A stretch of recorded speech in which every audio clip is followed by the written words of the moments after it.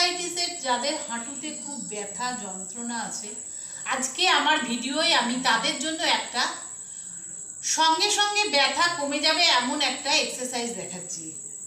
ব্যথায় আমরা হাঁটুর যে অংশে ব্যথা সেখানে হাত দিয়ে টিপে ম্যাসেজ করতে পারি এবং তেল লাগাতে পারি, বা একটা তোয়ালে নিয়ে তোয়ালেটাকে পায়ের তলায় দিয়ে এই পাটাকে চেপে ধরে থাকবো 10 সেকেন্ড, অন্য পাটা সোজা করে রাখবো, আবার এটাকে ঘুরিয়ে আর একবার চেপে নিয়ে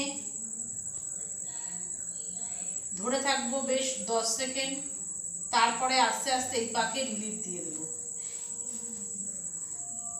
পাকে চেপে আমি গোড়ালিকে ওপরে তুলছি।